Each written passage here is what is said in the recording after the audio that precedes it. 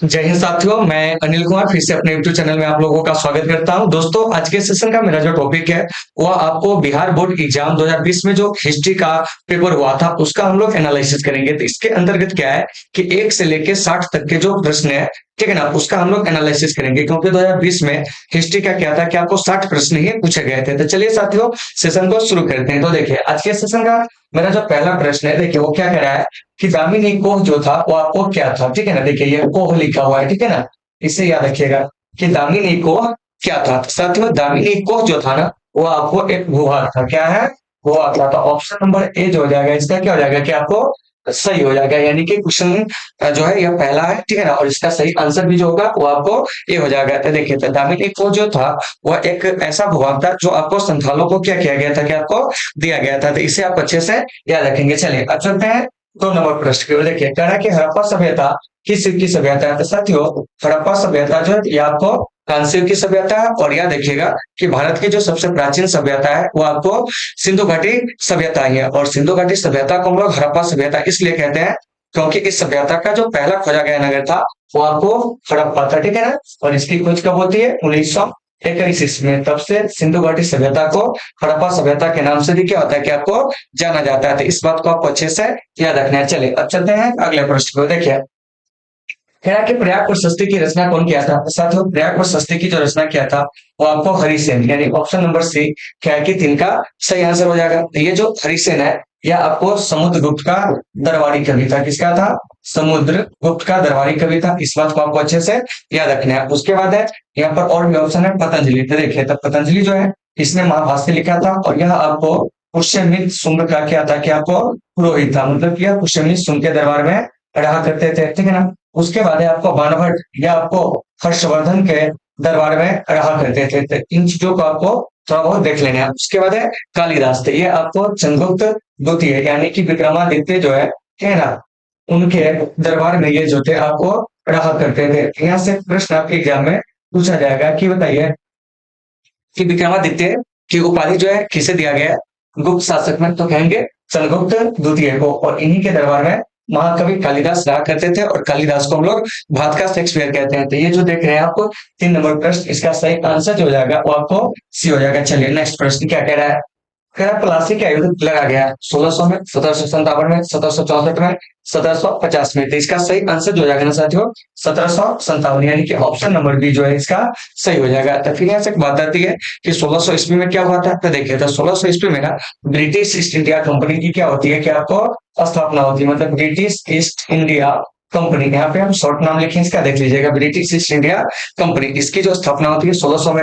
1764 में जो होता है वो आपको बक्सर का जो होता है वो आपको युद्ध होता है। तो ये भी प्रश्न आपके एग्जाम में डायरेक्ट आएंगे कि बक्सर का युद्ध कब लड़ा गया था। तो 1764 में। तो इन चीजों को आप देख लीजिएगा। तो ये जो देख रहे हैं 4 नंबर प्रश्न, इसका सही आंसर जो हो जाएगा बी। और एक चीज याद रखिएगा कि प्लासी का जो युद्ध भूमि है वो आपको कहाँ है। तो प्लासी का जो युद्ध भूमि है साथियों वो आपको पश्चिम बंगाल में। कहाँ है? पश्चिम बंगाल में। तो यहाँ से युद्ध भूमि वाले कई सारे प्रश्न आते हैं। जैसे प्लासी का युद्ध भूमि कहेंगे तो वो पश्चिम बंगाल हो जाएगा, ठीक है ना। कुरुक्षेत्र का युद्ध भूमि कहेंगे वो आपको हरियाणा हो जाएगा। हल्दी घाटी का युद्ध भूमि कहेंगे वो आपको राजस्थान हो जाएगा। तराइन का युद्ध भूमि कहेंगे और पानीपत का युद्ध भूमि, तो ये भी आपको हरियाणा में। तो इन चीजों को आपको बढ़िया से देख लेना। चलिए अब चलते हैं अगले प्रश्न को। देखिए क्या कह रहे हैं। 1857 के विद्रोह के समय इंग्लैंड का प्रधानमंत्री कौन था। तो साथियों, इंग्लैंड का जो प्रधानमंत्री था ना वो आपको लॉर्ड पाम था। कौन था? लॉर्ड पाम, ठीक है ना। उसके बाद एक चीज और याद रखिएगा कि 1857 के विद्रोह के समय जो भारत का गवर्नर जनरल था वो आपको लॉर्ड कैनिंग था। ये भी प्रश्न आपके एग्जाम में पूछे जाते हैं। तो ये जो लॉर्ड कैनिंग है इसका कार्यकाल क्या था। तो आपको 1856 से 1862 जो है वो आपको लॉर्ड कैनिंग का कार्यकाल था। और लॉर्ड कैनिंग जो है आपको भारत के प्रथम वायसराय भी जो थे वो आपको बने थे। तो यहाँ से एक चीज याद रखिएगा, भारत का प्रथम वायसराय, क्योंकि 1857 के सिपाही विद्रोह के बाद एक अधिनियम आता है गवर्नमेंट ऑफ इंडिया एक्ट 1858। उस अधिनियम के द्वारा क्या होता है कि भारत के गवर्नर जनरल को भारत का क्या होता है वायसराय बना दिया जाता है। तो इस प्रकार से लॉर्ड कैनिंग जो होता है गवर्नर जनरल से प्रमोट होकर भारत का प्रथम वायसराय बनता है। तो यहाँ से इन चीजों को भी आपको अच्छे से याद रखना है। और लॉर्ड कैनिंग के समय में ही विधवा पुनर्विवाह अधिनियम जो होता है वो आपको पारित होता है। तो इन चीजों को भी बढ़िया से देख लेना है। तो ये जो देख रहे हैं आप 5 नंबर प्रश्न, इसका सही आंसर हो जाएगा सी। चलिए 6 में क्या करा है। हड़प्पा किस नदी के किनारे स्थित है। तो साथियों हड़प्पा जो है ना वो आपको रावी नदी के किनारे स्थित है। तो ऑप्शन नंबर डी जो है छह का क्या हो जाएगा कि आपको सही हो जाएगा। उसके बाद यहाँ से पूछा जाएगा कि आपको ये जो सिंधु है, ठीक है ना, सिंधु नदी के किनारे कौन है। तो देखिए सिंधु घाटी सभ्यता का सबसे बड़ा नगर मोहनजोदड़ो। इसके अलावा आपको कोटदीजी क्या है, कोटदीजी ये भी जो है आपको किस नदी के किनारे है, तो क्या कहेंगे सिंधु। उसके बाद आपको सतलज, ये आपको पंजाब में जो रोपड़ है वो आपको सतलज नदी के तट पर ही क्या है कि आपको मिला है। और ब्यास नदी के आसपास सिंधु घाटी सभ्यता में कोई प्रमाण जो है वो आपको नहीं मिला है, ठीक है ना। इसके मतलब कि किनारे जो है कोई नदी मतलब नहर जो है, नहर कहते हैं नगर, वो आपको नहीं मिले हैं। तो इसे भी आपको बढ़िया से देख लेना है। तो ये जो 6 नंबर प्रश्न है इसका सही आंसर ए हो जाएगा। चलिए अब चलते हैं 7 नंबर प्रश्न पर। क्या कह रहा है, 1857 के विद्रोह को किसने प्रथम स्वतंत्रता संग्राम कहा था। तो साथियों वो आपको बीटी सावरकर जी ने कहते हैं। कौन कहते हैं, बीटी सावरकर जी। तो ऑप्शन नंबर ए इसका क्या हो जाएगा कि आपको सही हो जाएगा, ठीक है ना। चलिए अब चलते हैं अगले प्रश्न पर। अगला प्रश्न क्या कह रहा है, कह रहा है कि काशी में किस प्रसिद्ध संत का जन्म हुआ था। तो देखिए तो दिए गए ऑप्शन के हिसाब से इसका सबसे परफेक्ट आंसर जो हो जाएगा वो आपको बी हो जाएगा, क्योंकि काशी यानी कि वाराणसी के निकट जो है आपको लहरतारा क्या है, लहरतारा, वहीं पे क्या होता है कि आपको संत कबीर का जो होता है जन्म होता है। और कबीर जो होते हैं निर्गुण विचारधारा के क्या होते हैं कि आपको मतलब संत होते हैं जो हिंदू मुस्लिम एकता का समर्थन किए थे। दूसरी बात है मीरा, तो मीरा का जो संबंध है ना वो आपको राजस्थान से, कभी कभी संबंध भी पूछ लिए जाते हैं, ठीक है ना। उसके बाद गुरु नानक, इनका संबंध जो है वो आपको पंजाब से, कहां से है, पंजाब से। और बलवाचार्य जो है इन्हें जो है पुष्टि मार्ग का जहाज कहा जाता है। आपकी एग्जाम में कई बार क्वेश्चन पूछा गया है कि पुष्टि मार्ग का जो है जहाज जो है किसे कहा जाता है। तो साथियों याद रखेंगे पुष्टि मार्ग का जहाज जो है बलवाचार्य को कहा जाता है। और ये जो मीरा है ना इस मीरा को उत्तर का अंडाल कहा जाता है। तो इस उपाधियां सबको भी आप याद रखेंगे, ठीक है ना। तो प्रश्न कभी कभी कर लिया जाएगा उत्तर का अंडाल किसे कहा जाता है। तो हमारा जो आंसर हो जाएगा ना साथियों वो आपको मीरा हो जाएगा। क्या हो जाएगा, मीरा हो जाएगा। फिर हो जाएगा कि दक्षिण का मीरा किसे कहा जाता है, ये भी प्रश्न तो पूछा जा सकता है। तो देखिए तो दक्षिण का जो मीरा है ना वो आपको किसको कहा जाता है जानते हैं, तो वो आपको अंडाल को कहा जाता है। किसको कहा जाता है, अंडाल को। अंडाल जो थी वो आपको विष्णु के उपासक थे, जबकि मीरा जो थी वो आपको श्री कृष्ण के उपासक थे। इन चीजों को आपको बढ़िया से देख लेना। चलिए अब चलते हैं अगले प्रश्न को, देखिए क्या करें और आप लोगों को समझ में आ रही है या नहीं आ रही है आप लोग कमेंट करके बताओगे। देखिए अगला प्रश्न कर रहा है पूना समझौता किस वर्ष हुआ था। तो साथियों पूना समझौता जो होता है 1932 में। एक तरफ जो होते हैं आपको डॉक्टर बी आर अम्बेडकर, ठीक है ना,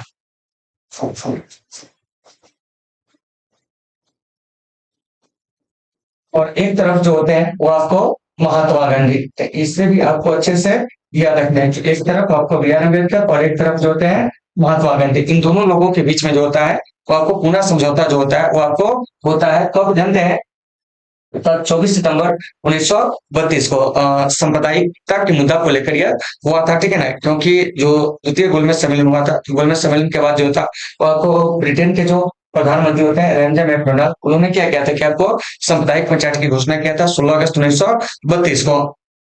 तो इसी सांप्रदायिक पंचायत को लेकर क्या था कि आपको दलितों को जो था वो आपको सिर्फ हिंदुओं से अलग करने का प्रयास किया गया था।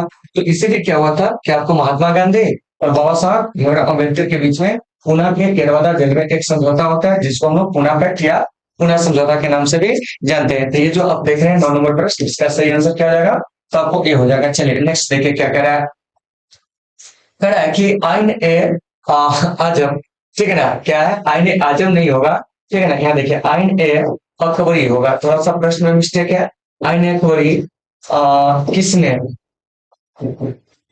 लिखा था, यह प्रश्न होगा, ठीक है ना, कि आइन ए अकबरी किसने लिखा था। इसको थोड़ा सा देख लीजिएगा, ठीक है ना, क्योंकि यहाँ पे टाइपिंग मिस्टेक है। तो देखिए आइन ए अकबरी जो लिखा है ना वो आपको अबुल फजल था। आइन ए अकबरी कहेंगे तब या आपको अकबर नामा कहेंगे तब। यह ग्रंथ जो लिखा है कौन लिखा है, कहेंगे आपको अबुल फजल, ठीक है ना। तो ऑप्शन नंबर सी इसका सही हो जाएगा। और ये आपको फारसी भाषा में जो था वो आपको लिखा गया था, ठीक है ना। बाबर के बारे में बात करेंगे तो इसने आपको अपनी आत्मकथा बाबरनामा जो था वो आपको लिखा था। फैजी जो था वो आपको गणित ग्रंथ लीलावती का जो था वो आपको फारसी में अनुवाद किया था। बदायूं जो था वो आपको अकबर के समकालीन इतिहासकार था। तो इन चीजों को भी आपको बढ़िया से देख लेना है। तो ये जो 10 नंबर प्रश्न है इसका सही आंसर सी हो गया। चलिए अब 11 नंबर प्रश्न देखिए क्या कह रहा है कि शहीद आजम किसे कहा जाता है। तो साथियों शहीद आजम जो है ना वो आपको किन है, सरदार भगत सिंह को जो है वो आपको कहा जाता है। और एक चीज याद रखिएगा कायदे आजम कहेंगे तो आपको मोहम्मद अली जिन्ना। तो देखिए शहीद ए आजम तो सरदार भगत सिंह। कायदे आजम तो मोहम्मद अली जिन्ना। तो ये जो देख रहे हैं 11 नंबर प्रश्न, इसका सही आंसर जो हो जाएगा वो आपको बी हो जाएगा। तो इससे आप बढ़िया से देख लीजिएगा। इधर है आपको देश नायक कहेंगे तो सुभाष चंद्र बोस जी। तुम मुझे खून दो मैं तुम्हें आजादी दूंगा। इन चीजों को आपको याद रखना है। अशफाक उल्लाह खान प्रथम मुस्लिम क्रांतिकारी थे जो आपको काकोरी षड्यंत्र केस में इन्हें क्या हुआ था कि आपको फांसी मिला था। तो कभी कभी प्रश्न पूछ लिया जाएगा कि प्रथम मुस्लिम जो आपको क्रांतिकारी कौन थे जिन्हें फांसी दिया गया था। तो वह आपको अशफाक उल्लाह खान थे।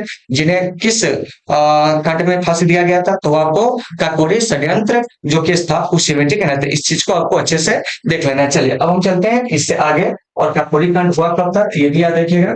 9 अगस्त 1925 को जो होता है काकोरी कांड होता है, ठीक है ना। चलिए अब चलते हैं अगले प्रश्न को। देखिए इसमें क्या है कि आपको एनालिसिस जो फुल नहीं कर रहे हैं। इसमें क्या है कि आंसर को जो है डायरेक्ट आपको बता रहे हैं, कुछ चीजें ऐसे जिसको बता दे रहे हैं, ठीक है ना। देखिए कह रहा है महाभारत की रचना किसने किया था। तो देखिए साथियों महाभारत की रचना जो किए थे वो आपको महर्षि वेदव्यास। और महर्षि वेदव्यास जो थे वो आपको 28वें नंबर के थे जिन्होंने महाभारत की रचना किए थे। और वेदव्यास जो होते हैं वो आपको एक उपाधि होते हैं, ठीक है ना। और इनका पूरा नाम जो हो जाएगा महर्षि कृष्ण द्वैपायन वेदव्यास। और महाभारत की रचना जो थी आपको संस्कृत भाषा में जो थी वो आपको हुई थी। तो इन चीजों को देख लीजिएगा। वाल्मीकि जी रामायण की रचना करते हैं। मनुस्मृति के याज्ञवल्क्य जो है याज्ञवल्क्य स्मृति की रचना करते हैं। तो इस सब बात को आपको लेना। और महाभारत क्या है तो दुनिया का सबसे बड़ा महाकाव्य है। तो यहाँ पे याद रखिएगा 12 का सही आंसर वो आपको डी हो जाएगा। चलिए अब चलते हैं 13 में क्या कर रहा है। भारत के संविधान का पिता किसे कहा जाता है। तो देखिए भारतीय संविधान का पिता जो है डॉक्टर बी आर अम्बेडकर साहब को कहा जाता है। और ये आपको संविधान बनाने वाली जो आपको प्रारूप समिति थी उसी के लिए क्या थे कि आपको अध्यक्ष थे डॉक्टर राजेंद्र प्रसाद। ये संविधान सभा के अध्यक्ष थे। डॉक्टर सच्चिदानंद सिन्हा संविधान सभा के पहली बैठक की क्या किए थे अध्यक्षता किए थे। और संविधान सभा के अस्थायी अध्यक्ष थे। तो याद रखिएगा कि संविधान सभा के अस्थायी अध्यक्ष जो थे कौन थे तो क्या कहेंगे डॉक्टर सच्चिदानंद सिन्हा। और इसी में अस्थायी पूछ देंगे तो डॉक्टर आपको कौन जाता है राजेंद्र प्रसाद। पंडित जवाहरलाल नेहरू ये आपको संघीय संविधान समिति के क्या थे अध्यक्ष थे। इसके अलावा आपको संघीय शक्ति समिति जो थी उसके भी क्या थे अध्यक्ष थे। राज्यों से संबंधित जो समिति थी उसके भी ये अध्यक्ष थे कौन था आपको पंडित नेहरू जी थे। इन चीजों को आपको बढ़िया से याद रखना है। तो ये जो देख रहे हैं 13 नंबर प्रश्न इसका सही आंसर जो हो जाएगा वो आपको भी हो जाएगा। चलिए 14 को देख लेते हैं। गुरु नानक का जन्म कहाँ हुआ था। तो साथियों गुरु नानक का जो जन्म है ना वो आपको तलवंडी में हुआ था। कब तो आपको 1469 ईस्वी में। और एक चीज याद रखिएगा गुरु नानक जी जो है इन्हें सिख धर्म का जो है वो आपको फाउंडर जो है वो आपको माना जाता है। तो ये जो देख रहे हैं आप 14 नंबर प्रश्न इसका सही आंसर सी हो जाएगा। चलिए 15 में क्या कह रहा है। कोल विद्रोह के नेता कौन थे। सिद्धू कानू बिरसा मुंडा तीरथ सिंह बुद्धो भगत। तो देखिए ये जो कोल विद्रोह है ना इसके जो नेता थे वो आपको कौन थे जानते हैं तो आपको बुद्धो भगत थे। कौन थे बुद्धो भगत। संथाल विद्रोह क्या कहते हैं तो आपको सिद्धू कानू मुंडा विद्रोह कहते हैं। ये आपको क्या हो जाएंगे जानते हैं बिरसा मुंडा, ठीक है ना। और चुआर विद्रोह क्या कहेंगे तो आपको तीरथ सिंह। इन चीजों को आपको बढ़िया से देख लेना है। तो ये जो आप देख रहे हैं कोल विद्रोह ये आपको इसके जो नेता है वो आपको बुद्धो भगत है। और कोल विद्रोह हुआ कब था तो यह आपको 1800 कितना में जानते हैं तो आपको 31 में। इन चीजों को बढ़िया से देख लीजिएगा, ठीक है ना। तो ये जो देख रहे हैं 15 नंबर क्वेश्चन इसका सही आंसर जो हो जाएगा वो आपको डी हो जाएगा। और ये आपके एग्जाम में कई बार जो है प्रश्न यह पूछे गए हैं, ठीक है ना। इसको बढ़िया से देख लीजिएगा। आगे तरह की मनुस्मृति में कितने प्रकार का विवाह का उल्लेख किया गया था। साथियों मनुस्मृति में 8 प्रकार के क्या है कि आपको विवाह का उल्लेख किया गया है। इसके अलावा आपको भीष्म पितामह द्वारा भी जो है आपको महाभारत के आदि पर्व में जो है 8 प्रकार के विवाह का उल्लेख किया गया। तो वह 8 प्रकार के विवाह है कौन। एक है आपको ब्रह्म विवाह। क्या है ब्रह्म विवाह। उसके बाद जो है आपको दैव विवाह, फिर है आपको अर्ष विवाह, प्रजापत्य विवाह, उसके बाद है आपको असुर विवाह, उसके बाद एक विवाह हो जाएंगे गंधर्व विवाह, राक्षस विवाह और आपको पिशाच विवाह। तो इस प्रकार से विवाह के जो है आपको 8 प्रकार है। इससे आप लोग बढ़िया से देख लीजिएगा। वीडियो को पॉज करके जो बोले हैं उसे लिख भी सकते हैं, ठीक है ना। तो ऑप्शन नंबर सी इसका क्या हो जाएगा कि आपको सही हो जाएगा। और मनुस्मृति का इसका मनु कहते हैं। और मनुस्मृति जो है हिंदू विधि पर आधारित जो है वो आपको क्या जानते हैं कि आपको मतलब कि पहला जो है वो आपको ग्रंथ है। तो इससे आपको बढ़िया से देख लेना है। आगे चलते हैं। देखिए तेरा कि 1857 के विद्रोह के समय भारत का बादशाह कौन था। तो देखिए 1857 के विद्रोह के समय जो भारत का बादशाह था इनमें से कोई नहीं, ठीक है ना। हालांकि आपको एक ऑप्शन जो है इसमें छूटा हुआ है। क्या है छूटा हुआ है। अगर इसमें हम ऑप्शन दे देते हैं अगर आपको बहादुर शाह जफर क्या दे रहे हैं ऑप्शन बहादुर शाह जफर, तब क्या हो जाएगा कि इसका सही आंसर जो हो जाएगा ना वो आपको बहादुर शाह जफर हो जाएंगे। क्या हो जाएंगे बहादुर शाह जफर, ठीक है ना। तो इसे आपको बढ़िया से देख लेना है। तो देखिए ऑप्शन नहीं था ऑप्शन देखिए इसको हम सही कर दिए हैं, ठीक है ना। चलिए अब चलते हैं अगले प्रश्न को, देखिए क्या कर रहा है, सुनिए। कह रहा है कि पानीपत का प्रथम युद्ध किस वर्ष हुआ था? तो साथियों पानीपत का जो प्रथम युद्ध होता है ना वो आपको कब होता है जानते हैं? 1526 में। कब होता है? 1526 में। से आपको याद रखना है। द्वितीय कहेंगे तो वो आपको 1556 में, और तृतीय कहेंगे तो वो 1761 में। इन चीजों को भी बढ़िया से देख लेना, और ऐसे ईयर वाले प्रश्न जो होते हैं ना आपके एग्जाम में अक्सर पूछे जाते हैं। चलिए अब चलते हैं अगले प्रश्न पर, लेकिन उससे पहले इसका सही आंसर बी हो जाएगा। चलिए नेक्स्ट क्या कह रहा है, कौन सा आंदोलन दांडी यात्रा से प्रारंभ हुआ था? तो साथियों दांडी यात्रा से जो आंदोलन प्रारंभ होता है वो आपको सविनय अवज्ञा आंदोलन, महात्मा गांधी के नेतृत्व में। यहाँ पे जो भी आपको आंदोलन दिए गए हैं जैसे सहयोग आंदोलन, भारत छोड़ो आंदोलन, ये सब जो महात्मा गांधी के नेतृत्व में ही शुरू हुआ था, ठीक है ना। खिलाफत आंदोलन कहेंगे तो इसके जो नेता थे मोहम्मद अली और शौकत अली थे। हालांकि अखिल भारतीय खिलाफत आंदोलन के अध्यक्ष जो थे वो आपको गांधी जी ही थे। तो यहाँ से बात आती है दांडी यात्रा। तो देखिए दांडी यात्रा जो है ना वो आपको 12 मार्च 1930 से जो है वो आपको 6 अप्रैल 1930 तक जो है साथियों चला था। कितना दिन चला था? ये टोटल आपको 24 दिन जो था वो आपको चला हुआ था। तो इस बात को आपको अच्छे से याद रखना है। तो देखिए 19 नंबर प्रश्न का सही आंसर जो हो जाएगा वो आपको बी हो जाएगा। चलिए 20 में कि रानी लक्ष्मीबाई का जन्म जो है वो आपको कहाँ हुआ था? साथियों रानी लक्ष्मीबाई का जो जन्म हुआ था ना वो आपको कहाँ जानते हैं? काशी में। कहाँ हुआ था? काशी में 1828 में। इस बात को अच्छे से आपको याद रखना है। और ये आपको 1857 के सिपाही विद्रोह में क्या हो जाती है कि आपको शहीद हो जाती है। फिरोज नामक जो अंग्रेज अधिकारी होते हैं वो रानी लक्ष्मीबाई की हत्या कर देते हैं। इनके बचपन का नाम पूछा जाता है कभी कभी, तो याद रखिएगा मनु, मणिकर्णिका, ठीक है ना। ये सभी जो है इन्हीं का नाम। इसके अलावा इन्हें छबीली के नाम से भी जाना जाता है। चलिए नेक्स्ट प्रश्न क्या कह रहा है इस पे बात करेंगे, लेकिन इससे पहले इसका सही आंसर बी, ठीक है ना। आगे देखिए क्या कह रहा है, हड़प्पा सभ्यता का सबसे बड़ा नगर जो था वो आपको कौन था? तो साथियों हड़प्पा सभ्यता का सबसे बड़ा नगर जो है वो आपको मोहनजोदड़ो, जो कि आपको पाकिस्तान के सिंध से जो है वो आपको मिला है। इधर देख रहे हैं लोथल, ये आपको गुजरात से, ठीक है ना। कालीबंगा कहेंगे ये आपको राजस्थान से। उसके बाद जो है रंगपुर, ये भी आपको गुजरात से मिला है। एक चीज याद रखिएगा कि स्वतंत्रता प्राप्ति के बाद हड़प्पा सभ्यता के जो सर्वाधिक स्थल मिले हैं ना भारत में, पूरा स्थल वो आपको गुजरात से ही क्या है कि आपको मिले। लेकिन यहाँ पर क्वेश्चन पूछा जा रहा है हड़प्पा सभ्यता का सबसे बड़ा नगर, ठीक हो जाएगा ऑप्शन नंबर ए मोहनजोदड़ो। तो इन चीजों को आपको बढ़िया से देख लेना। चले नेक्स्ट प्रश्न क्या कह रहा है, सुनिए। कह रहा है कि कांग्रेस की स्थापना कब हुई थी? तो साथियों कांग्रेस की जो स्थापना हुई थी ना वो आपको 1885 में हुई थी, और एवज हिंद जो थे इसके संस्थापक थे। और जिस समय कांग्रेस की स्थापना हुई थी उस समय भारत के जो वायसराय थे वो आपको लॉर्ड डफरिन थे। कौन थे?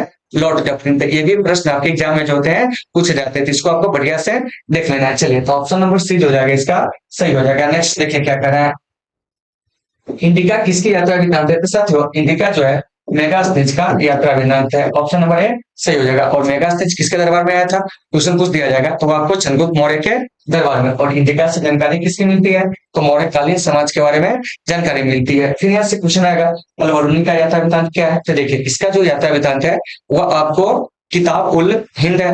हिंसान का यात्रा वृत्तांत जो है सीयू की है। हयान का यात्रा वृत्तांत हयान की यात्राएं हैं, तो इसे आप याद रखिएगा। हिंसान की यात्रा वृत्तांत या इसे आप याद रखिएगा सीयू की, ठीक है ना। उसके बाद है आपको अलवरुणी का यात्रा वृत्तांत, तो यह आपको किताब उल हिंद। इस चीज को भी आपको अच्छे से क्या कहना है कि आपको याद रखना है। ऑप्शन नंबर ए जो है इस प्रश्न का 23 का क्या हो जाएगा कि आपको सही हो जाएगा। चलिए अब चलते हैं आगे अगले प्रश्न को। देखिए क्या करें, 1920 में कौन सा आंदोलन आरंभ हुआ था? तो साथियों 1920 में जो आंदोलन आरंभ होता है ना वह असहयोग आंदोलन, और यह आंदोलन 1920 से 1922 तक जो है वो आपको चलती है। और देखिए इसमें और भी क्या है कि आपको आंदोलन दिए गए हैं, तो इसके बारे में आप कमेंट करके भी बता सकते हो कि कौन सा आंदोलन जो है कब तक चला था, ठीक है ना।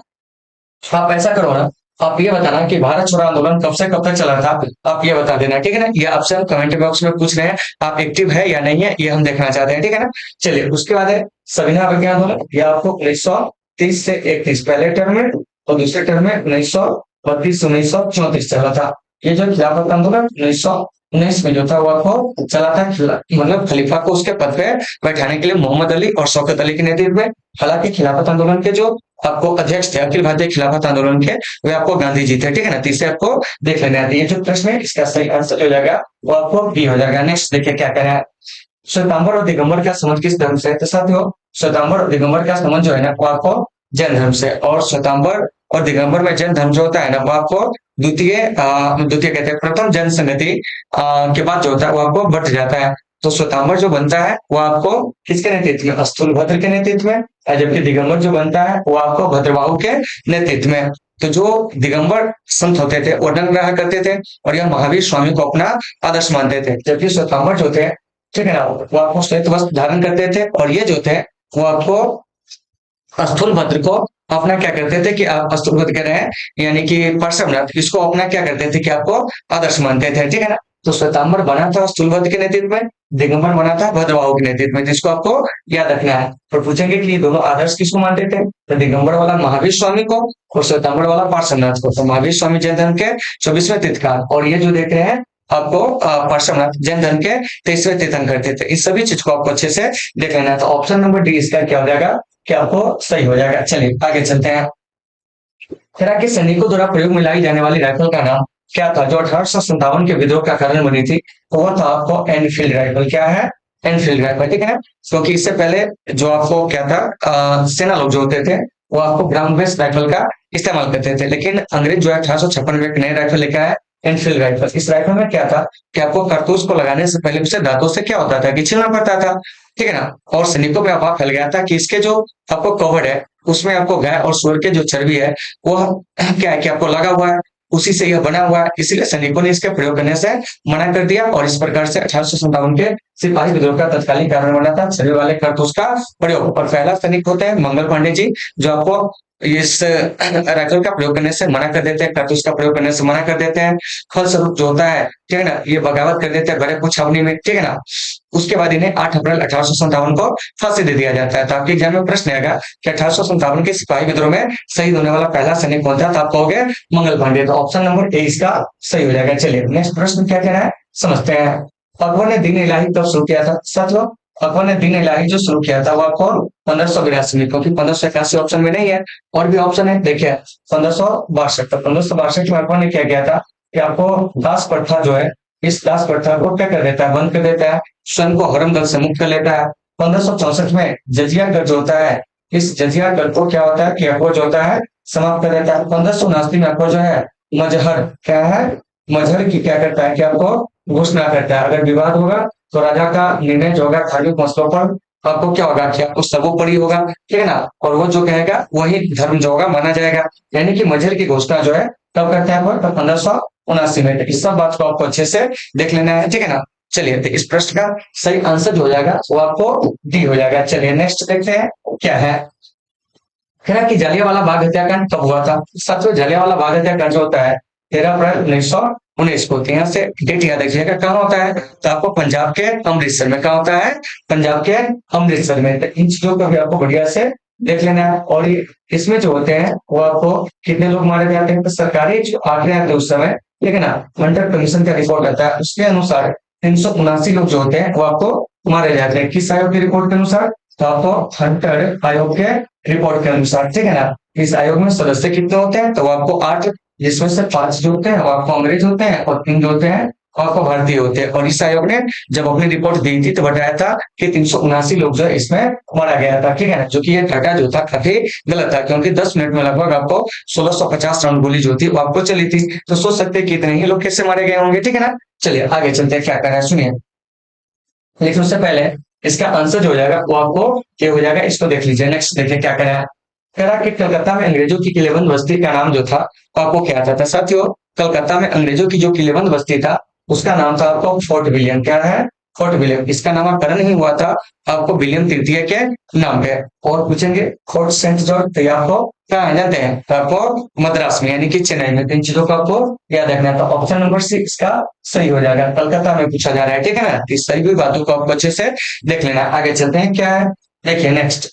प्रसिद्ध विरूपाक्ष मंदिर जो है कहाँ स्थित है, तो साथियों विरूपाक्ष मंदिर जो है वो आपको हम्पी में। और ये हम्पी था क्या, तो कहेंगे आपको विजयनगर साम्राज्य की क्या थी, क्या आपको राजधानी थी। और विजयनगर के जो सबसे महानतम शासक थे वो आपको कृष्णदेव राय थे, ठीक है ना। तो इन सभी चीजों को आपको बढ़िया से देख लेना। और इसी हम्पी के अवशेष को 1986 में यूनेस्को ने क्या किया था कि अपने विरासत स्थल में जो था वो आपको शामिल किया था। तो ये सारी चीज आपको अच्छे से याद रखना है, क्योंकि आपके एग्जाम में ये भी प्रश्न पूछा जाता है कि हम्पी के अवशेष को यूनेस्को की विरासत सूची में कब शामिल किया गया था, तो आप कहोगे 1986 में। चलिए नेक्स्ट प्रश्न क्या कह रहा है, इस पर बात करते हैं। देखिए कह रहा है कि ताजमहल का निर्माण किसने करवाया था, साथियों ताजमहल का जो निर्माण करवाया था ना वो आपको शाहजहां ने, किसने करवाया था? शाहजहां ने। और ताजमहल यमुना नदी के तट पर कहाँ है? तो हम कहेंगे आपको आगरा में। क्या कहेंगे? आगरा में, ठीक है ना। और ताजमहल को दुनिया के 7 स्थलों में 2007 में शामिल किया गया था। जबकि आपको यूनेस्को के विश्व विरासत सूची में इसे 1983 में जो था वो आपको शामिल किया गया था। तो इन चीजों को भी आपको बढ़िया से देख लेना है। तो ऑप्शन नंबर डी इसका क्या हो जाएगा कि आपको सही हो जाएगा। नेक्स्ट देखिए क्या कर रहा है, सुनिए। कह रहा है कि पुराणों की संख्या कितनी है? तो साथियों पुराणों की जो संख्या है ना वो आपको 18 है। कितनी है? 18 है। तो इन चीजों को आपको बढ़िया से देख लेना है। और सबसे प्राचीन पुराण कहेंगे वो है आपको मत्स्य पुराण। कौन है? मत्स्य पुराण। और प्रमाणिक भी कहेंगे तो आपको मत्स्य पुराण। लेकिन कुछ पुराण का नाम याद रखिएगा जिसमें आपको वंशावली पाई गई। तो देखिए ये जो मत्स्य पुराण है, इस मत्स्य पुराण से हमें सातवाहन वंश के बारे में क्या होती है कि आपको जानकारी मिलती है। फिर आपको वायु पुराण, तो वायु पुराण से साथियों गुप्त वंश के बारे में जानकारी मिलती है, याद रखिएगा। फिर है आपको विष्णु पुराण, तो विष्णु पुराण से जो है हमें मौर्य वंश के बारे में क्या होती है कि आपको जानकारी मिलती है। ठीक है, सभी चीजें आपको बढ़िया से देख लेना। और आपके एग्जाम में ऐसे क्वेश्चन जो होते हैं आपको पूछे जाते हैं। तो देखिए पुराण की संख्या जान गए 18 होता है। तो वेद की जानो कितना है? तो वेद की संख्या जो है वो आपको 4 है। उसके बाद वेदांत पूछेंगे तो वेदांत की संख्या जो है वो आपको 6 है। और निषद की संख्या पूछेंगे तो यह आपको 108 है। देखिए, और यह हर साल एक नए जो इससे पूछे ही जाते हैं। तो आप इसको बढ़िया से देख लीजिएगा। चलिए नेक्स्ट प्रश्न लोग आ रहा है, क्या कह रहा है, लेकिन उससे पहले इसका आंसर जो हो जाएगा ना वो आपको डी हो जाएगा। चलिए अगला देखिए क्या कह रहा है। सर की उपाधि किसने वापस कर दी थी? तो साथियों देखिए ये जो सर की उपाधि है ना वो आपको कौन वापस किए थे जानते हैं? रविन्द्रनाथ टैगोर, जलियांवाला बाग हत्याकांड के विरोध स्वरूप थे। इसे आपको बढ़िया से देख लेना है। महात्मा गांधी जो थे कैसर हिंद की उपाधि लौटा दिए थे। बाल गंगाधर तिलक इन्होंने गीता राष्ट्रीय नाम की पुस्तक लिखे थे। स्वराज्य मेरा जन्मसिद्ध अधिकार है, इसे मैं लेकर रहूंगा। जवाहरलाल नेहरू पढ़ा का क्या कहते कि आपको नर दिए थे। तो देखिए तो ऑप्शन नंबर जो है सी इसका क्या है कि आपको सही हो जाएगा। नेक्स्ट देखिए आगे क्या है। ख्वाजा मुइनुद्दीन चिश्ती की दरगाह जो है कहाँ पर है? तो देखिए तो ख्वाजा मुइनुद्दीन चिश्ती की जो दरगाह है ना वो आपको अजमेर में। कहाँ है? अजमेर में। जबकि शेख सलीम चिश्ती की दरगाह कहेंगे तो वो आपको आगरा हो जाएगा। कहाँ हो जाएगा? आगरा हो जाएगा, ठीक है ना। और निजामुद्दीन औलिया का कहेंगे तो आपको दिल्ली हो जाएगा। तो याद रखिएगा निजामुद्दीन औलिया की दरगाह दिल्ली में, शेख सलीम चिश्ती का आगरा में, और मुइनुद्दीन चिश्ती क्या कहेंगे तो आपको अजमेर में। और इसी अजमेर को हम लोग हट ऑफ राजस्थान के नाम से भी क्या करते हैं कि आपको जानते हैं। तो ऑप्शन नंबर जो डी है इसका वो क्या हो जाएगा कि आपको सही हो जाएगा। चलिए नेक्स्ट देखिए क्या कह रहा है। जय हिंद का नारा किसने दिया? तो देखिए जय हिंद का जो नारा दिए थे ना वो आपको सुभाष चंद्र बोस जी। आप लोग कमेंट करके बताइएगा क्या जानते हैं। साम्राज्यवाद का नासो, इनकलाब जिंदाबाद जैसे नारे जो है किस क्रांतिकारी ने दिया था? आप कमेंट करके बताओगे और पूरा लिखोगे कि हाँ सर इनकलाब जिंदाबाद का नारा जो है भगत सिंह ने दिया था, ठीक है ना। साम्राज्यवाद का नासो यह नारा भी जो दिया था वो आपको भगत सिंह ने दिया था। मतलब जो आपका आंसर होगा वो आपको इसी प्रकार से क्या कहना है, लिखना है। और एक चीज और बताइएगा, तुम मुझे खून दो मैं तुम्हें आजादी दूंगा, इसके अलावा दिल्ली चलो, ये सब नारा जो दिए थे ना वो आपको सुभाष चंद्र बोस जी दिए थे। ऑप्शन नंबर डी इसका सही हो जाएगा। देखिए और लिखते रहिएगा ना तो इससे क्या होगा कि आप क्लास में कंटिन्यू जुड़े हैं या नहीं जुड़े हैं इसके बारे में हमें जानकारी मिलती रहेगी, ठीक है ना। चलिए आगे चलते हैं। नेक्स्ट क्या कह रहा है इस पर बात करते हैं। देखिए कह रहा है कि जैन धर्म के 24वें तीर्थंकर जो थे कौन थे? तो साथियों जैन धर्म के 24वें तीर्थंकर जो थे वो आपको महावीर स्वामी, इसे आपको याद रखना। और पार्श्वनाथ जो थे वो आपको 23 में थे। कभी कभी ये सब आपको पूछ जाते हैं 23 में, ठीक है ना, 24 में। और ये वो याद रखिएगा प्रथम का क्या है, प्रथम का, ठीक है ना। बाकी आपको याद रखने की आवश्यकता नहीं है। कंपटीशन में जाएंगे तो वहां पे आपको कम से कम 10-12 याद रखना होगा। तो देखिए ऋषभ देव जैन धर्म के संस्थापक थे, महावीर स्वामी जैन धर्म के वास्तविक संस्थापक थे जो कि जैन धर्म के 24वें और अंतिम तीर्थंकर थे। इस बात को आपको अच्छे से याद रखना है। 35 नंबर 36 नंबर प्रश्न का सही आंसर जो हो जाएगा वो आपको डी हो जाएगा। चलिए अब चलते हैं 37 नंबर प्रश्न पर। देखिए क्या कह रहा है दिल्ली चलो का नारा किसने दिया था? तो साथियों दिल्ली चलो का नारा जो दिए थे वो आपको सुभाष चंद्र बोस जी। इसके अलावा जय हिंद का भी नारा दिए थे, तुम मुझे खून दो मैं तुम्हें आजादी दूंगा, ये भी नारा आपको यही दिए थे। महात्मा गांधी भारत छोड़ो आंदोलन के दौरान पढ़ो या मरो का नारा दिए थे, ठीक है ना। साइमन कमीशन के विरोध के दौरान क्या है कि आपको लाला लाजपत राय ने भी क्या किए थे कि आपको एक नारा दिए थे क्या कि मेरे सर पे लाठी का एक एक प्रहार जो होगा वह अंग्रेजी जो आपको शासन है उसके लिए किल क्या होगा कि आपको साबित होगा। और इन्होंने अनहैप्पी इंडिया करके एक पुस्तक भी लिखे थे, उसे आपको देख लेना है। गोपाल कृष्ण गोखले गांधी जी के राजनीतिक गुरु थे और इन्होंने सर्वेंट्स ऑफ इंडिया सोसाइटी जो थे, ठीक है ना, उसकी क्या कहते हैं कि आपको गठन किए थे। कभी कभी क्वेश्चन ये भी पूछा जाएगा कि बताइए कि आपको भारत सेवक समाज की स्थापना कौन किए थे, या सर्वेंट्स ऑफ इंडिया सोसाइटी की स्थापना कौन किए थे, तो कहेंगे गोपाल कृष्ण गोखले जी। इसका सही आंसर ये हो जाएगा। आगे देख लीजिए क्या कह रहा है। रामानंद के शिष्य कौन थे, तो देखिए रैदास, कबीर, धन्ना, पीपा, इनमें से सभी। और रामानंद के शिष्यों की संख्या जो बताई गई है वो आपको 12, कितनी बताई गई है, 12। और इन्होंने सभी जाति के लोगों को शिष्य बनाना क्या किया थे कि आपको शुरू किए थे, ताकि समाज में जो है आपको एक जो है सौहार्दपूर्ण वातावरण जो है वो आपको स्थापित हो सके। चलिए अब चलते हैं अगले प्रश्न को। रामानंद जी का जन्म ये भी कभी कभी पूछ लिया जाता है 1299 में। और यही रामानंद संत जो थे वो क्या कहते हैं कि दक्षिण भारत से उत्तर भारत में भक्ति आंदोलन को लाए थे, और सबसे पहले हिंदी का क्या कहते हैं कि आपको भक्ति में प्रचार प्रसार के लिए क्या कहते हैं, प्रयोग किए थे। तो इस बात को भी आपको अच्छे से याद रखना है। क्वेश्चन पूछा भी जाता है कि सबसे पहले किस संत ने भक्ति का प्रचार प्रसार जो है वो आपको हिंदी में किए थे, तो कहेंगे आपको रामानंद। चलिए नेक्स्ट प्रश्न हमारा क्या कह रहा है, इस पे बात करते हैं। और आप लोगों को कुछ समझ में आ रही है या नहीं आ रही है आप बताएंगे। देखिए प्रश्न क्या कह रहा है कि भारतीय संविधान कब लागू हुआ।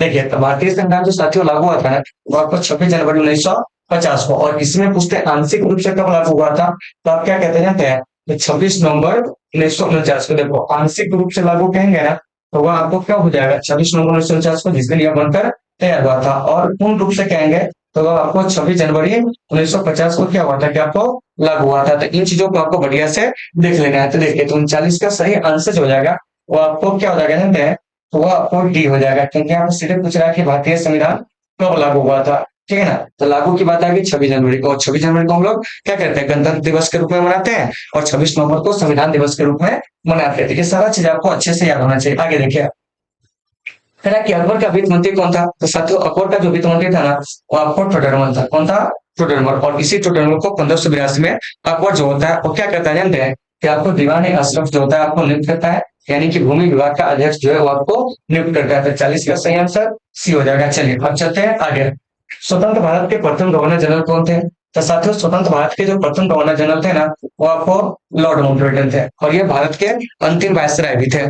तो फिर यहाँ से कोई लड़का कहेंगे कि सर चक्रवर्ती राजगोपालाचारी क्यों नहीं होगा, तो देखिए तो ऐसे प्रश्न पूछता है कि स्वतंत्र भारत के प्रथम और अंतिम भारतीय गवर्नर जनरल पूछता है तब आपको चक्रवर्ती राजगोपालाचारी मतलब भारतीय गवर्नर जनरल लगा के पूछे तब, ठीक है ना। तो इस चीज को देख लेना। लाल बहादुर शास्त्री जी जय जवान जय किसान का क्या कहते हैं कि आपको नारा दिए थे। वल्लभ भाई पटेल कर मत दो का क्या कहते हैं कि आपको नारा दिए थे। तो देखिए तो 41 का सही आंसर हो जाएगा वो आपको डी हो जाएगा। चलिए 42 में चलते हैं। कह रहा है कि अर्थशास्त्र के लेखक कौन थे, तो साथियों अर्थशास्त्र के जो लेखक थे ना वो आपको कौटिल्य थे। कौटिल्य को हम लोग विष्णुगुप्त या आपको क्या होते हैं चाणक्य के नाम से जानते हैं। और इन्हीं के सहयोग से क्या हुआ था कि आपको मौर्य वंश की स्थापना होती है। और अर्थशास्त्र जो है ना राजनीति पर आधारित जो है वो आपको लिखा गया पहला ग्रंथ है। तो यहाँ पे और भी लोगों का नाम दिया गया, महर्षि वाल्मीकि जी जिन्होंने क्या कहते हैं रामायण लिखे थे, वेद व्यास जी ये आपको महाभारत लिखे थे, वेदों की संकलन किए थे, से याद रखना है। मेगास्मिथ जो है वो आपको इंडिका नाम का एक यात्रा वृतांत लिखे थे। तो इस सभी चीज को अच्छे से याद रखना है। तो मेगास्मिथ के इंडिका और चंद्रगुप्त सॉरी क्या कहते हैं कौटिल्य के और शास्त्री, इससे हमें मौर्यकालीन समाज के बारे में जानकारी मिलती है। तो ऑप्शन नंबर डी इसका क्या हो जाएगा, सही हो जाएगा। नेक्स्ट देखिए क्या कह रहा है, वास्को डी गामा भारत कब आया था, तो साथियों वास्को डी गामा जो भारत आता है ना 17 मई 1498 को केरल के कालीकट तट पे होता है। यहाँ से प्रश्न आएगा वास्को डी गामा जो था वो किस देश का नाविक था, तो ये आपको पुर्तगाल का क्या था कि आपको नाविक था। तो इन चीजों को आपको बेहतर तरीके से देख लेना है। तो ऑप्शन नंबर 20 का सही हो जाएगा। और वास्को डी गामा दूसरी बार भारत कब आता है, तो यह आपको 1502 में आता है। और पहले जब यह आपको वास्को डी गामा जब भारत आता है, ठीक है ना, तो भारत आने जाने के दौरान ही इसकी क्या होती है कि आपको मृत्यु हो जाती है। तब इससे केरल में क्या होता है कि आपको दफनाया जाता है। फिर बाद में जो होता है पुर्तगाल की सरकार जो होते हैं इसके जो मतलब लाश होते हैं, ठीक है ना, उसको अपने यहाँ जो होता है आपको ले जाते हैं, ठीक है ना। ये आपको केबीसी का पूछा गया प्रश्न, ठीक है ना। इसे आप देख लीजिएगा, उससे हम उतना डिटेल में जाने की आवश्यकता नहीं है। बस याद रखिएगा कि वास्को डी गामा पहली बार 1498 में भारत आया था, दूसरी बार 1502 में आया था। चलिए नेक्स्ट देखिए क्या करें।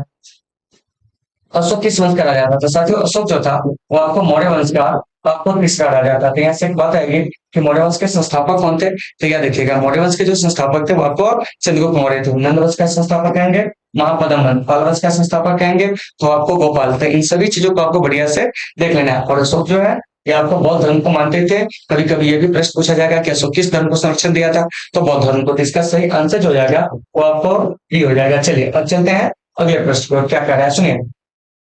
मोहनजोदड़ो का उत्खनन कौन किया था? तो साथियों मोहनजोदड़ो का जो उत्खनन किया था ना, वो आपको आर.डी. बनर्जी मतलब राखालदास बनर्जी ने, कब? तो आपको 1922 ईस्वी में। और याद रखिएगा, मोहनजोदड़ो सिंधु घाटी सभ्यता का क्या है कि आपको सबसे बड़ा नगर था, और यह सिंधु घाटी सभ्यता का दूसरा जो है खोजा गया नगर था। और जिस समय मोहनजोदड़ो की खोज हुई थी, उस समय पुरातत्व विभाग के डायरेक्टर जो थे, जॉन मार्शल थे, ठीक है ना। उसके बाद दयाराम सैनी, इस पर थोड़ा सा विचार करते हैं। उन्होंने 1921 में क्या कहते हैं कि आपको हड़प्पा की जो थे वो आपको खोज के थे। हड़प्पा रावी नदी के तट पे, मोहनजोदड़ो जो हो जाएगा वो आपको सिंधु नदी के तट पे थे। इन सभी चीजों को आपको बढ़िया से देख लेना। चलिए नेक्स्ट प्रश्न क्या करा है उस पर चर्चा करेंगे, लेकिन उससे पहले इसका आंसर जान लीजिए, वो आपको सही हो जाएगा। नेक्स्ट देखिए क्या करा है।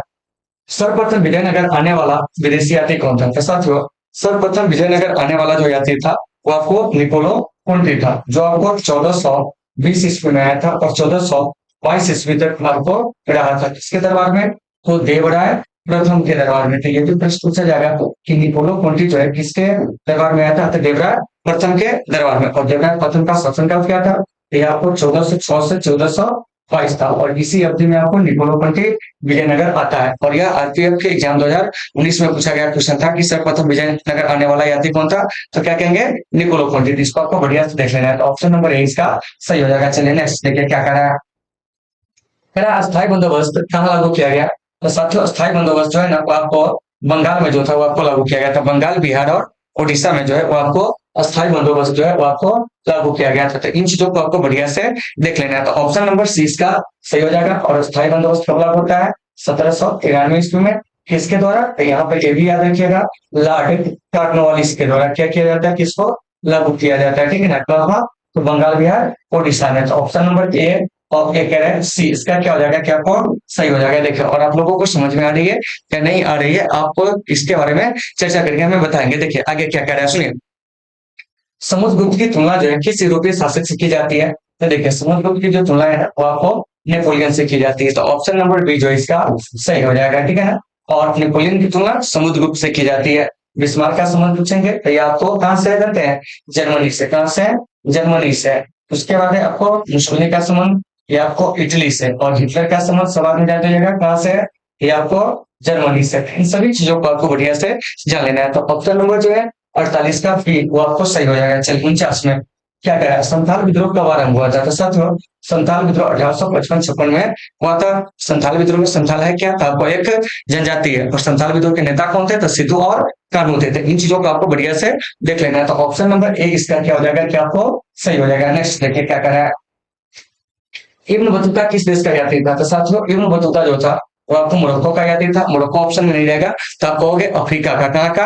अफ्रीका का। तो इन चीजों को आपको बढ़िया से देख लेना है। तो ऑप्शन नंबर सी इसका क्या हो जाएगा? सही हो जाएगा। चलिए नेक्स्ट देखिए, एक दूसरे से पहले जान लीजिए इब्न बतूता भारत आता है कब? तो आपको 1333 में। ठीक है ना। और 1342 ईस्वी तक ये क्या होता है कि आपको भारत रहता है। किसके दरबार में आता है? तो कहेंगे मोहम्मद बिन तुगलक के दरबार में। किसके दरबार में? मोहम्मद बिन तुगलक के दरबार में। तो ये सारे चीज आपको बढ़िया से याद होने चाहिए। ठीक है ना। तो ऑप्शन नंबर जो है इसका 50 का वो आपको सी और क्या हो जाएगा? क्या आपको सही हो जाएगा। चलिए नेक्स्ट देखिए क्या कर रहा है। कह रहा है कि महाभारत का युद्ध कितने दिनों तक चला था? तो साथियों महाभारत का युद्ध कुरुक्षेत्र के मैदान में पांडवों और कौरवों की सेनाओं के बीच जो है वो आपको 18 दिन जो है वो आपको चला था। और ये जो महाभारत का युद्ध है ये कुरुक्षेत्र के मैदान में जो होता है, तो ये जो कुरुक्षेत्र का मैदान है यह है कहाँ? तो ये आपको हरियाणा में। तो इन चीजों को बढ़िया से आपको देख लेना है। और अंततः जो होता है सत्य असत्य पर सत्य की जीत होती है। और पांडव जो होते हैं उससे सत्ता की क्या होती है कि आपको पुनः प्राप्ति होती है। तो इसे आपको बढ़िया से जान लेना है। आगे चलते हैं। नेक्स्ट क्या कर रहा है। भारत के प्रथम राष्ट्रपति कौन थे? तो साथियों भारत के प्रथम राष्ट्रपति डॉक्टर राजेंद्र प्रसाद थे। इसे आपको बढ़िया से याद रखना है। बी आर अम्बेडकर कहेंगे तो भारत के प्रथम विधि मंत्री। जवाहरलाल नेहरू भारत के प्रथम प्रधानमंत्री और पहले विदेश मंत्री।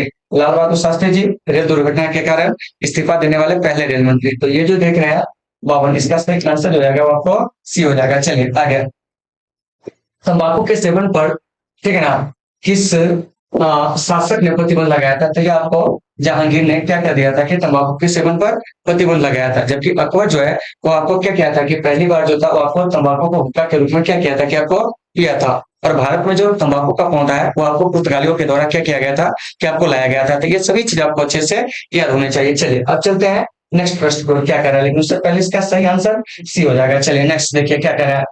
भारत आने वाले प्रथम यूरोपियन कौन थे?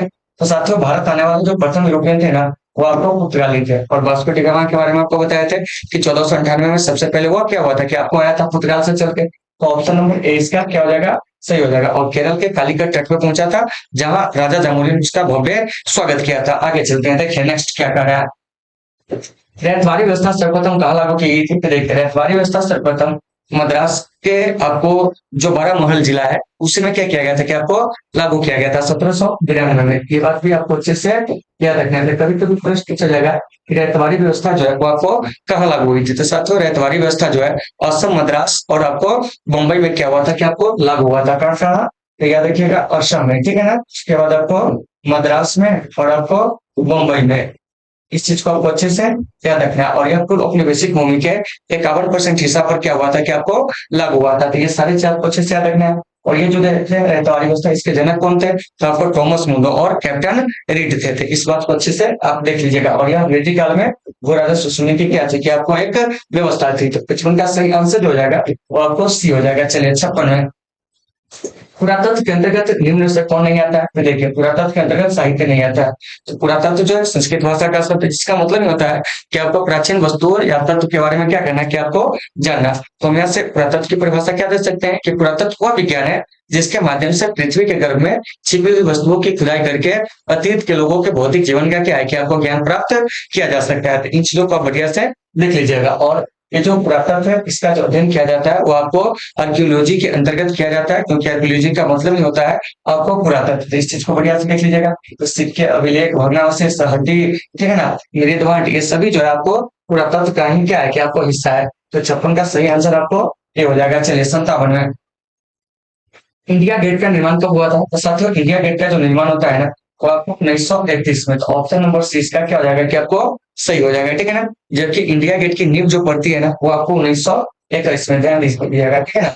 इंडिया गेट जो कि दिल्ली में, इसकी नींव पड़ती है 1921 में। पूर्ण कब होता है? 1931 में। तो यहाँ से निर्माण कर रहा है तो 1901 मतलब 31 हो जाएगा। बच्चे कभी कभी कंफ्यूज कर देते हैं गेटवे ऑफ इंडिया में। तो देखिए गेटवे ऑफ इंडिया की नींव पड़ती है 1900 कितना 11 में, याद रखिएगा। और आपको बनकर तैयार जो होता है पूर्ण रूप से गेटवे ऑफ इंडिया वो आपको 1924 में। यहाँ पर बात की किस कारण है तो आपको गेटवे ऑफ इंडिया क्या है, गेटवे ऑफ इंडिया जो है ना भाई, ये आपको कहाँ जानते हैं, यह आपको यहाँ है क्या कहते हैं मुंबई में। और ये जो देख रहे हैं इंडिया गेट ये आपको दिल्ली में। तो दोनों में आपको कंफ्यूज नहीं होना है। पूछेंगे कि इंडिया गेट की नींव कब पड़ी थी? 1921 में। कौन कब हुआ था? 1931 में।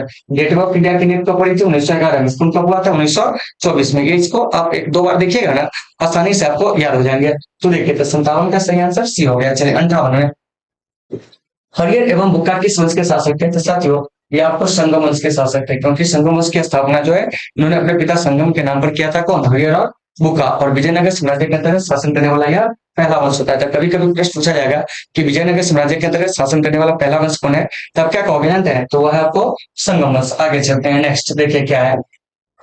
और ये सभी वंश जो देख रहे हैं सब विजयनगर साम्राज्य के अंतर्गत क्या किया था कि आपको शासन किया था। और ये सब जो है आपको लाइन है संगम, सालुक, तुलुक, आरवीडू, ठीक है ना। तो इसको आपको देख लेना। आगे चलते हैं, नेक्स्ट कहा कि कलकत्ता में सर्वोच्च न्यायालय की स्थापना कब की गई थी? तो साथियों कलकत्ता में सर्वोच्च न्यायालय की स्थापना जो है इनमें से कोई ऑप्शन सही नहीं, क्योंकि 1773 के रेगुलेटिंग एक्ट के तहत 1774 में कलकत्ता में सर्वोच्च न्यायालय की क्या होती है कि आपको स्थापना होती है। 1774 ऑप्शन में नहीं रहेगा।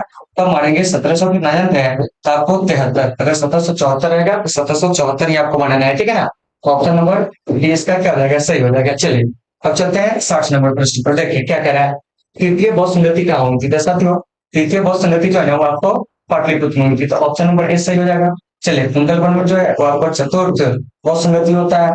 उसके बाद राजगिरी में जो है वो आपको पहला बौद्ध संगति जो होता है राजगिरी में होता है। और सारनाथ में गौतम बुद्ध अपना वर्तन क्या कहते हैं? उपदेश देते हैं। तो इस प्रकार से हम क्या किए साथियों कि 2020 के जो भी प्रस्ताव सबका हम लोग एनालिसिस कर लिए, ठीक है ना। और आप लोगों को एनालिसिस कैसा लगा आप लोग कमेंट करके जरूर बताओगे। इसमें हम ज्यादा डीप नहीं गए हैं, ठीक है ना, क्योंकि समय ज्यादा लग जाती, इसलिए एक आध प्रश्न ऐसे जिसको हम बताएं, बाकी जो है आंसर ही इसका करवाए हैं, ठीक है ना। तो चलिए आज के सेशन को यहीं पे रोकते हैं। कल फिर मिलेंगे आपसे एक बेहतर क्लास के साथ। जब तक के लिए आप सभी साथियों से सुविधा, take care all of you.